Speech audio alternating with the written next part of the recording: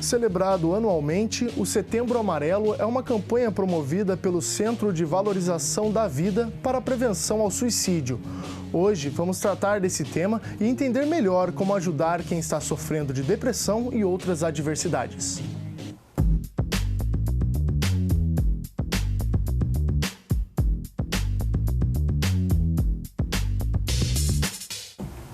Olá!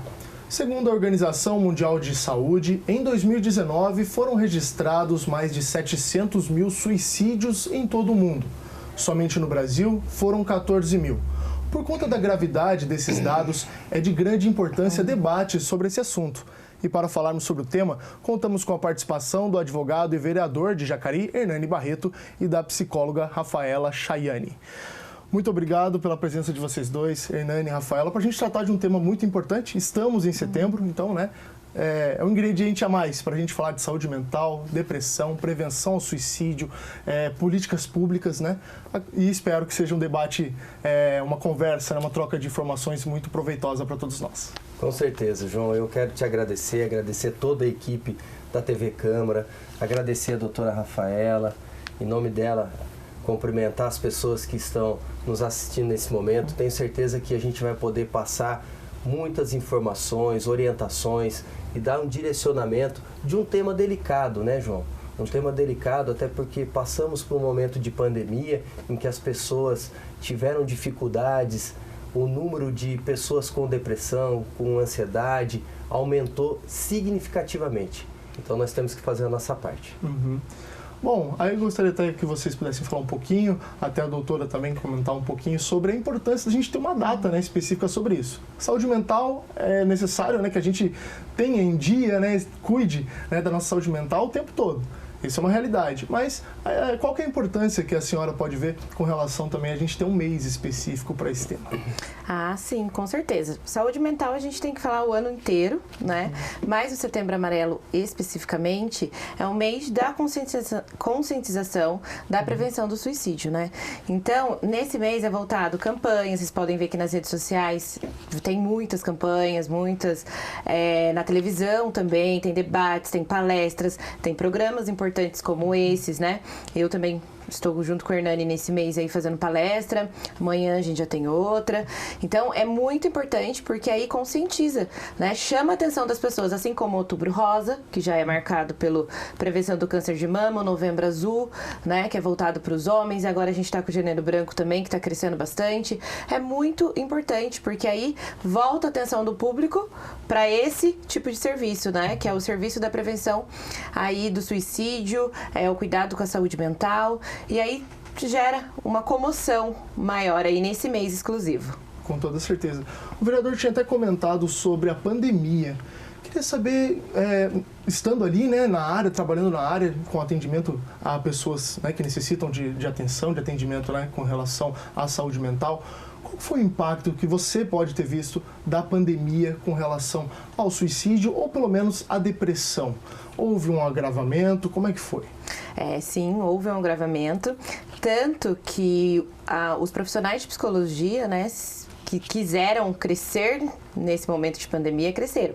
Eu sou uma delas, eu me formei pela Unip em 2019 e aí atendi presencial na cidade, só que em seguida veio a pandemia em 2020. E aí eu fui para o atendimento online e assim, os números cresceram demais, assim, foram exagerados, mas a procura por saúde mental aumentou muito, muito mesmo. Tanto que eu consegui completar a minha agenda, assim, que antigamente era uma coisa muito mais difícil, as pessoas tinham resistência de procurar psicólogo, e eu consegui completar, assim, a agenda, o meu desejo de atendimentos, assim, muito rápido. Eu cresci muito rápido durante a pandemia, durante esses anos de pandemia, por conta do agravamento mesmo, do aumento de número de casos de ansiedade, de depressão e de outros transtornos também, mas especificamente desses dois foram as minhas maiores procuras nesse ano de pandemia. Então, os profissionais tiveram uma alta procura, né, do trabalho deles, né, foi tendo mais conscientização do nosso trabalho, do trabalho do psicólogo, e assim foi quebrando muitos tabus da procura, né, porque antes as pessoas achavam que precisava ser louco para procurar o psicólogo, e aí foi tendo essa quebra aí dessa resistência e aumentou muito o número, né, de atendimentos aí dentro do consultório. João, só complementando, a gente aqui na Câmara, a gente trabalha com muitas pessoas, né? A gente está em todos os cantos da cidade e antes mesmo da pandemia, né, eu tive um mandato de 2013 a 2016, daí em 2016 eu não venci as eleições por 12 votos, fiquei fora, eu sou servidor de carreira, né, tenho o meu concurso, daí voltei para o Instituto de Previdência e esse tempo fora foi fundamental para mim também, para poder avaliar um pouco mais o comportamento da sociedade. E até tendo problemas pessoais. Hoje, a gente tem que quebrar esse tabu.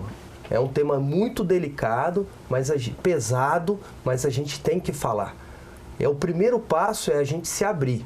Então, não tem classe social, não tem religião, né? Não tem etnia. Eu acho que o que nós temos que colocar em mente aqui é que qualquer pessoa pode ter um problema com depressão. Eu tive 2 momentos, num momento extremamente positivo financeiramente, familiarmente falando, mas tive que buscar um respaldo, tive que me abrir com os meus familiares e através do esporte eu fui dando a volta por cima.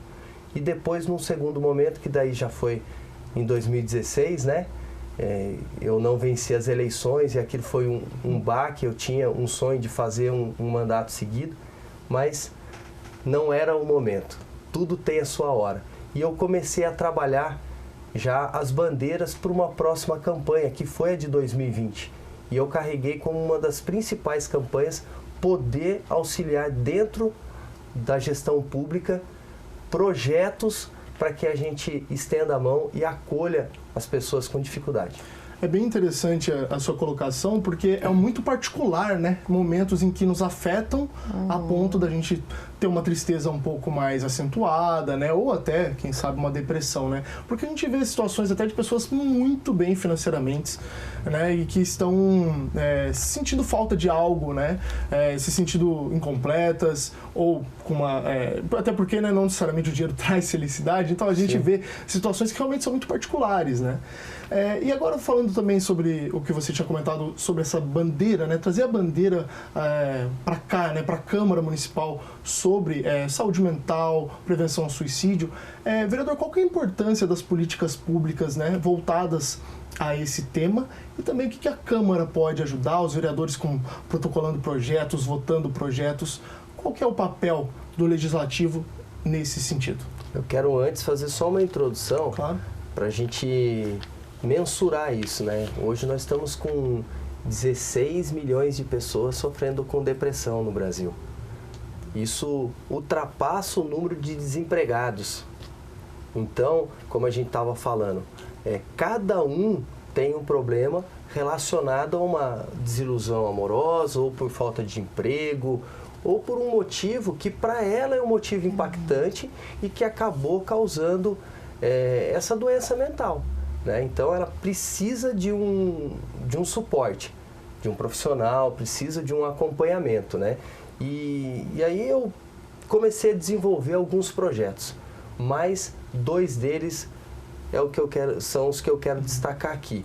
Primeiro, a legislação que nós aprovamos no ano passado, de minha autoria, para a gente orientar, combater e prevenir a depressão e as doenças decorrentes da depressão.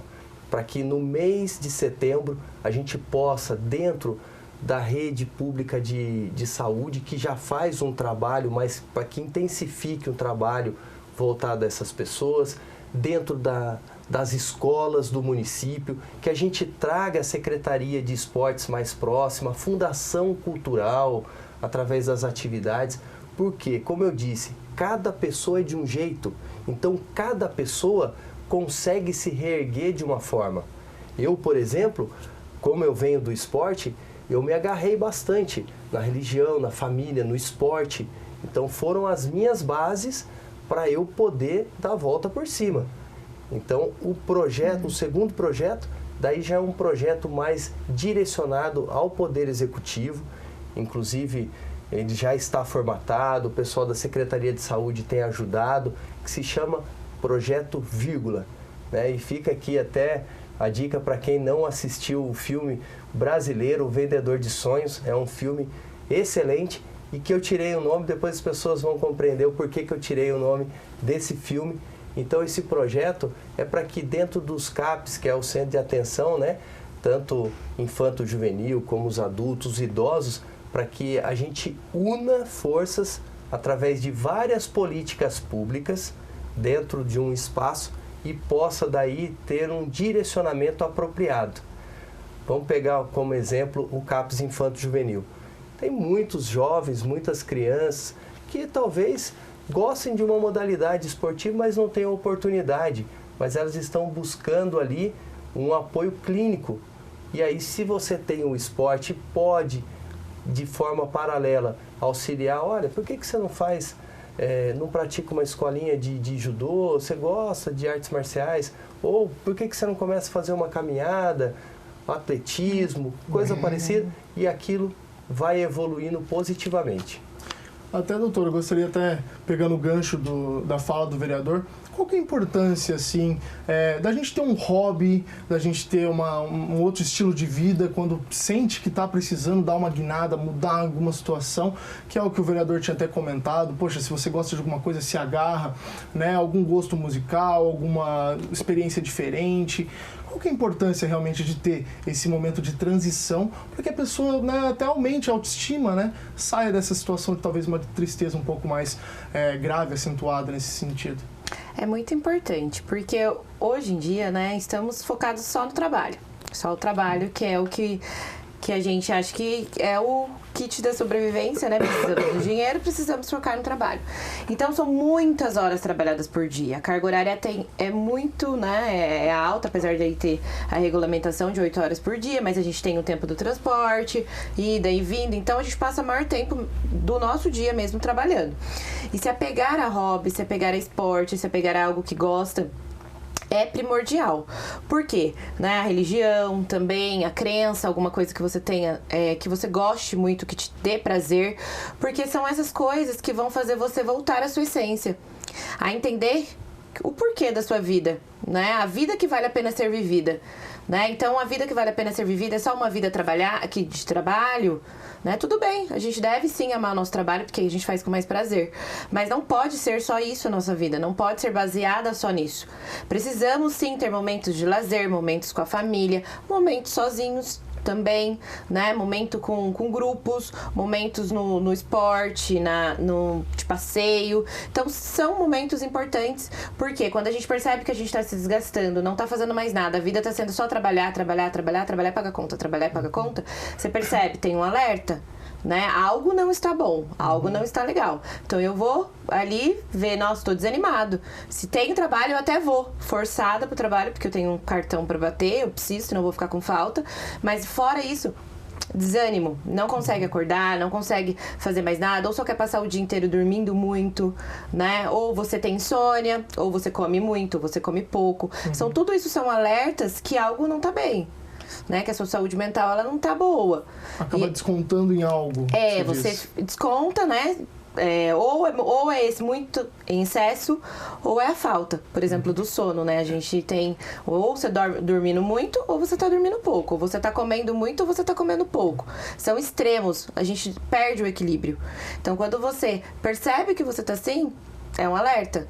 Né? Vou me cuidar, vou me apegar às coisas que eu gosto, vou voltar a fazer. Quanto tempo eu tenho tirado da minha semana para fazer algo que eu goste? Né? Ou eu chego em casa, já descanso, já vou dormir, não faço mais nada, rotina de final de semana, ou rotina de dia de folga. Como que tá sendo? Então é muito importante a gente voltar a ver, analisar a nossa vida. Estou passando tempo com a família, não estou passando, estou querendo só ficar isolado dentro do quarto. O que é? Como que eu estou avaliando a minha vida? Por isso que o equilíbrio é importante, né, doutora? E eu só aproveitando, João, tem alguma alimentação própria? Eu sei que a senhora não é nutricionista, mas a senhora poderia falar alguma coisa a respeito de uma alimentação saudável, se isso contribui também para uma evolução mais rápida, né, da cura, da melhora de um paciente? Contribui, com certeza. E dentro do consultório, mesmo não sendo nutricionista, a gente recomenda que você tenha uma alimentação baseada, porque hoje a correria tá demais, a gente quer praticidade, né? Então a gente quer fast food, a gente quer comida pronta, a gente quer pegar um congelado, só descongelar e comer, né? É o mais fácil pra gente hoje. Só que ter uma alimentação balanceada é muito importante, tem muito a ver com a saúde mental, né? Com o seu bem-estar, e não só por conta de físico, de gordura, de quilos a mais, mas por conta mesmo de você ter de alimentos que favorecem, né, que você tenha uma saúde mental ali dentro da normalidade, né, dentro daquilo que é o estável, né, para você. Porque aí quando a gente escolhe alimentos que nos fazem bem, né, a gente começa a... Tô cuidando do meu corpo também, né? Meu corpo é meu templo, né? Então estou colocando para dentro coisas importantes, alimentos importantes, mesmo que seja mais complicado, né? Para fazer uma verdura, para fazer um legume, é muito importante ter uma alimentação saudável. Como a gente está aqui até para a gente quebrar o tabu e falar abertamente, até porque muitos que estão nos assistindo estão talvez passando por esse problema, a gente sabe também, né, Rafaela, que infelizmente alguns buscam na bebida, na droga, né, tentam um conforto, um alívio através disso. E aí eu acredito que tem um efeito cascata bem negativo, destruidor, né? Da mesma forma que a alimentação, como foi dito, ela contribui, a atividade física também, entrando um pouquinho mais no campo científico, que você libera substâncias, endorfina, serotonina, que são substâncias que te dão prazer, você acaba também tendo um efeito contrário quando você ingere algo que depois de passar do efeito, te dá aquela sensação, puxa, fiz algo errado. Então, se estava ruim, piora. Piora. Sim. Essa é a impressão que eu tenho conversando com algumas pessoas, né, que tiveram esse tipo de comportamento. Acaba sendo bem importante também, porque querendo ou não, você tinha comentado de certa maneira, a gente pode pensar no burnout, né, que seria o excesso, né, do trabalho. O vereador até comentou também com relação a esses refúgios, né, tidos refúgios, mas que são na verdade prejudiciais, né, vícios na bebida, drogas, que às vezes, né, as pessoas imaginam como sendo algo, né, assim, prazeroso, mas que pode ser momentâneo, e o prejuízo às vezes é maior depois, né? Sim, e a gente está falando da bebida, né? É importante também a gente destacar que, fazendo um paralelo, geralmente o jovem ele começa na bebida, depois ele vai para maconha, daqui a pouco ele está cheirando cocaína, quando você vê está no crack. E já teve um rompimento da célula familiar, daí você já deixa a vaidade de lado, e são essas pessoas, infelizmente, que estão nas ruas, que a gente vê, né, a turma chama de zumbi, né, que eles não têm mais referência de nada. Então, com o Setembro Amarelo, fazendo essa analogia, a gente percebe que tudo é um processo, e o processo depressivo, ele tende a desencadear, talvez lá na frente, dependendo do estágio, ao suicídio. Então a gente tem que tentar prevenir antes de que isso aconteça, mas se acontecer, que a gente tenha as ferramentas corretas para não chegar no final desse processo. Isso acaba sendo muito importante mesmo para a gente ter essa noção, né? E doutora, eu gostaria agora também de saber de você, qual que é a diferença de uma tristeza que pode estar sendo, né, elevada, alguma coisa um pouco mais grave, e a depressão, né? Qual que é a diferença dos dois? É o período em que aquilo se estende? A gente tem algum outro sinal? Porque acaba sendo importante a gente falar sobre isso, né? Muitas vezes é a depressão que leva ao suicídio, né? Então, como diferenciar uma coisa da outra?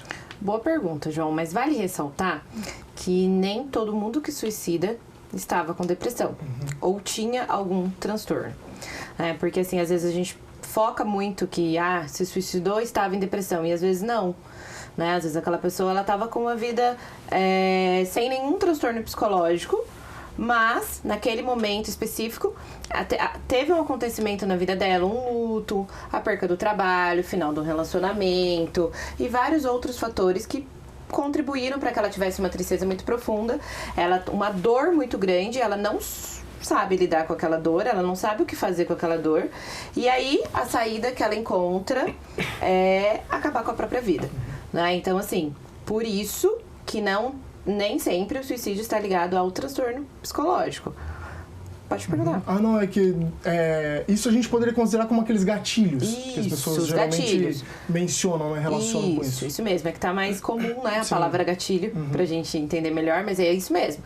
Então, nem sempre, mas sim, tem uma grande quantidade de pessoas que suicidam e tinham sim transtorno psicológico. Qual a diferença, como respondendo a sua pergunta? Né? É sim o período de tempo. Né? Quando um paciente chega no consultório, a gente vai avaliar a quantidade de tempo que ele está triste, que ele está sem fazer atividades que ele gosta, que ele está com uma tristeza profunda, que ele está dormindo pouco, dormindo muito, que ele está vendo essa modificação na vida dele. Então, é sim o tempo, é o período, por isso que precisa ser avaliado junto com o profissional. Né? Eu estou com uma tristeza, já estou com depressão? Não. Né? Vamos ver se é só uma tristeza, se vai passar, se você vai conseguir lidar, se é um momento. Mas aí, junto com o profissional, junto com o psicólogo, vocês vão fazendo, né, essa avaliação, vão fazendo se esse período de tristeza está se estendendo, que aí pode vir ser diagnosticado com uma depressão. Doutora, se tem um paciente num quadro depressivo e que ele começa a ser agravado, né? Daí vocês profissionais, vocês têm como ampliar uma rede de apoio com suporte, né? A minha pergunta é a seguinte: a senhora acha aconselhável se no ambiente de trabalho você identifica que uma colega está numa situação delicada, tendo comportamentos diferentes, frases que a gente já percebe que não são habituais, tentar ajudar no ambiente de trabalho, ou até mesmo um colega, uma pessoa mais próxima, isso é importante, ou às vezes é melhor você se resguardar e falar, olha, você não acha melhor procurar só um profissional? Você acha que a somatória pode contribuir, ou só o profissional mesmo que é o habilitado para reverter a situação? Não, sem dúvida. Ter uma rede de apoio é importantíssimo. Quando o paciente chega no consultório e ele vem com, é diagnosticado depressão e tem comportamento suicida, a primeira coisa que a gente faz é formar uma rede de apoio daquele paciente. Então, é o único caso, que a gente quebra o sigilo, a gente contata a família para que a família fique ciente do que está acontecendo com aquela pessoa. Então, a gente forma uma rede de apoio, pega os números de telefone, vamos todo mundo voltar a atenção para aquela pessoa. Então, é importante porque no trabalho é onde a gente passa a maior parte do nosso tempo. Eu sei que é corrido, eu sei que é difícil. Quem trabalha em produção, por exemplo, está numa máquina focado ali, às vezes não dá, para poder conversar, não dá para conversar igual no escritório, mas é importante sim a gente ter essa empatia, e essa sensibilidade de ver que o nosso companheiro de trabalho não está bem, e conversar, às vezes é um simples ato.